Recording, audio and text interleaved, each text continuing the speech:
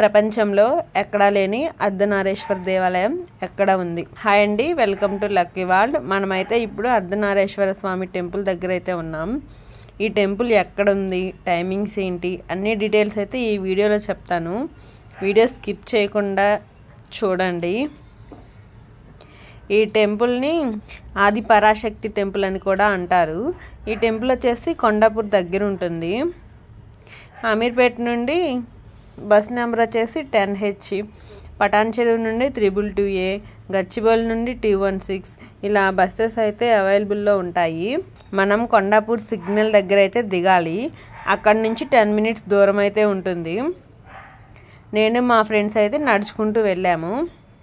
మనకు అడ్రస్ తెలియకపోతే అక్కడున్న రోడ్డు మీద ఎవరైనా ఉంటే వాళ్ళని అడిగిన అడ్రస్ అయితే చెప్తారు. ఈ టెంపుల్ వచ్చేసి తెలంగాణలోనే ఫస్ట్ కట్టిన అర్ధనారీశ్వర టెంపుల్. ఈ టెంపుల్ అయితే చూడడానికి భలే ఉంది. ఈ టెంపుల్ టైమింగ్స్ వచ్చేసి ఉదయం 6 గంటల నుండి 11:30 వరకు ఓపెన్లోనే ఉంటుంది. ఈవినింగ్ వచ్చేసి 5 నుండి నైట్ 9 వరకు ఉంటుంది. టెంపుల్ లోపల కూడా చాలా బాగుంది. విశాలమైన ప్లేస్ చాలా ఉంది. ఈ టెంపుల్కి ఎప్పటి నుండో వెళ్దాం అనుకుంటే లాస్ట్ సండే అయితే కుదిరిందండి టెంపుల్కి వెళ్ళడానికి. ఇదేనండి టెంపుల్ ఎంట్రన్స్. కొండాపూర్లో అయితే కొత్తగా ఈ టెంపుల్ని కట్టారు. అర్ధనారీశ్వర టెంపుల్ హైదరాబాద్లో అయితే ఈ ఒక్కటే టెంపుల్ ఉంది. ఇది చాలా ఫేమస్ అయిన టెంపుల్. ఇక్కడికి వచ్చాము. మాకు దర్శనం అయితే చాలా బాగా జరిగింది. మేము వెళ్ళినప్పుడైతే హారతి అయితే ఇస్తున్నారు. ఇదేనండి టెంపుల్ ఎంట్రన్స్. చూడడానికి భలే ఉంది కదా. మనకి స్టార్టింగ్లోనే పెద్దమ్మ తల్లి అయితే ఉంది చెట్టు కింద.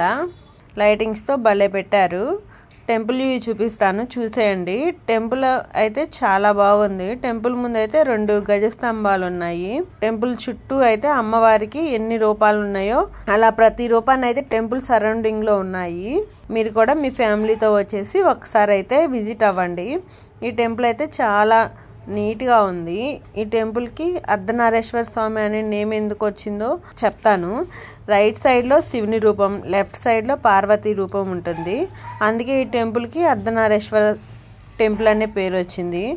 ఈ టెంపుల్ స్టోరీ ఏంటంటే, ఓ పుణ్య దంపతులకు అమ్మవారు కలలో కనిపించి ఈ దేవాలయాన్ని కట్టమని చెప్పారంట. ఫస్ట్ అయితే రేణుకా ఎల్లమ్మ తల్లి టెంపుల్ని అయితే కట్టారు. తర్వాత అర్ధనారీశ్వర టెంపుల్ కట్టారంట.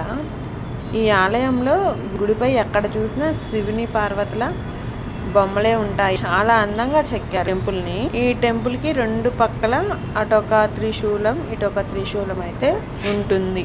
పెద్దమ్మ తల్లి వెనకాల చెట్టు ఉంది కదా, ఈ చెట్టుకి అయితే కోరికలు కోరుకొని ముడుపులు అయితే కట్టుకుంటున్నారు.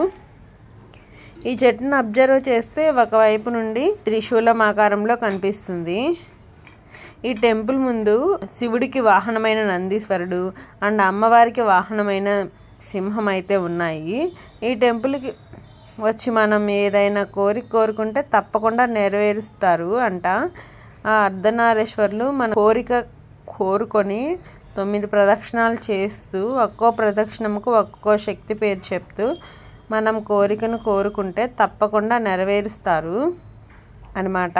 ఈ టెంపుల్కి వచ్చి పిల్లలు లేని వాళ్ళు పిల్లల కోసం మొక్కితే కనుక వాళ్ళకి పిల్లలు అయితే కలుగుతున్నారు. అండ్ పెళ్లి కాని వాళ్ళు మొక్కితే పెళ్లి కుదురుతుందంట ఇక్కడ వాళ్ళైతే చెప్తున్నారు. ఈ టెంపుల్లో చాలా మంచి వైబ్రేషన్స్ అయితే ఉన్నాయి.